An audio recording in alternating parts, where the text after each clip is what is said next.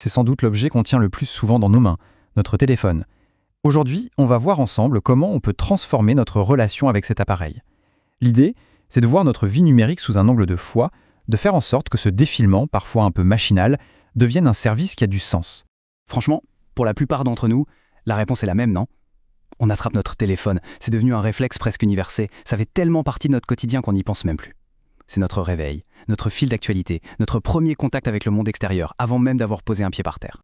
Et c'est là que ça devient vraiment intéressant. C'est cette dualité. D'un côté, nos téléphones peuvent être de véritables idoles de la distraction, qui nous tirent vers l'anxiété et quand on compare nos vies, vers l'envie face à des images parfaites, ou même vers la colère dans des débats qui n'en finissent pas. Mais de l'autre côté, ce même appareil peut devenir un autel de culte, un outil pour la compassion, l'espoir et pour créer de vraies connexions. Le même objet, mais deux directions complètement opposées.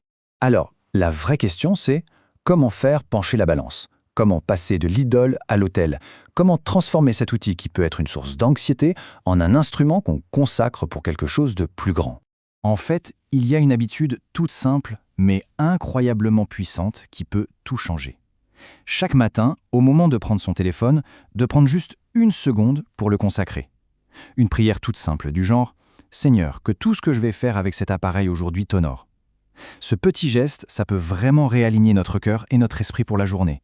Ça donne une intention à chaque clic, à chaque message. Maintenant, accrochez-vous à cette idée. Et si les réseaux sociaux, loin d'être juste une distraction, étaient en fait notre principal champ missionnaire? Le plus accessible, le plus direct qu'on ait jamais eu. Alors c'est quoi ce fameux champ missionnaire numérique? Eh bien c'est beaucoup plus concret qu'on ne le pense. Ce sont vos abonnés, vos amis, vos followers. Derrière chaque photo de profil, il n'y a pas juste un avatar, il y a une vraie personne, avec de vrais besoins, de vraies joies, de vraies peines. Et toutes ces personnes sont accessibles, là, juste derrière notre écran. Et non, ce n'est pas du tout abstrait. Ce champ de mission, il est rempli de gens qu'on connaît. Des camarades de classe qui regardent nos stories, des membres de la famille qui aiment nos photos, des collègues de travail, et même des inconnus qui, par hasard, tombent sur notre profil. Chaque personne est une histoire, une vie qui peut être touchée. C'est fou d'y penser, non? Quand on lit dans la Bible d'aller jusqu'aux extrémités de la Terre, qui aurait pu imaginer qu'aujourd'hui, ça inclurait nos espaces numériques? La mission ne demande plus forcément de prendre un avion. Aujourd'hui, les extrémités de la Terre, elles sont à portée de main, aussi proches que notre prochaine notification. Ok, tout ça c'est super en théorie, mais concrètement, comment on s'y prend? On va voir ensemble une sorte de guide pratique pour vivre sa foi en ligne. On pourrait appeler ça, pourquoi pas, la hashtag foi numérique. On peut résumer ça en 3 étapes clés. D'abord, être authentique. Ensuite, interagir de manière intentionnelle. Et enfin, utiliser ses talents uniques. C'est simple, facile à retenir, et surtout on peut tous le mettre en pratique.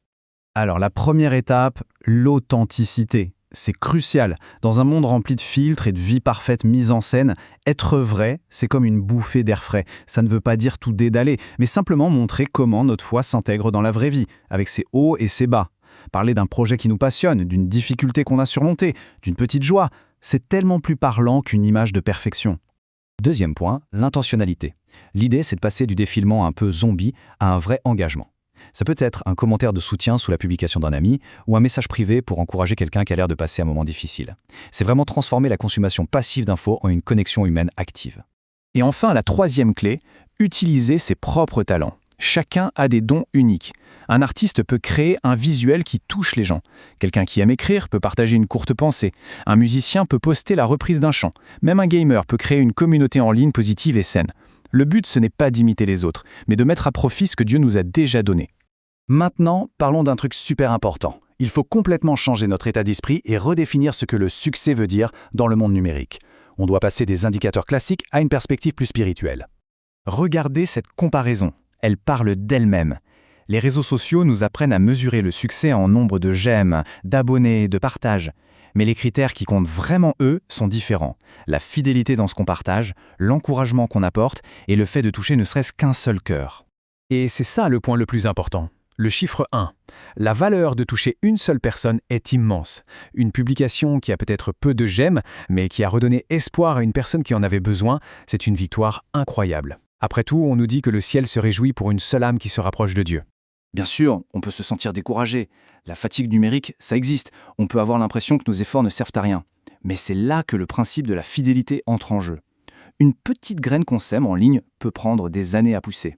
L'important, c'est de se rappeler que la parole de Dieu ne revient jamais sans effet.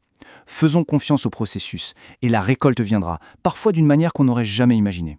Donc pour résumer, l'idée de fond, c'est vraiment de passer d'un défilement sans but à un défilement avec détermination. C'est un appel à l'action, une invitation à mettre ses idées en pratique et à voir nos écrans d'un œil nouveau. Et il faut bien comprendre que c'est une mission, une identité.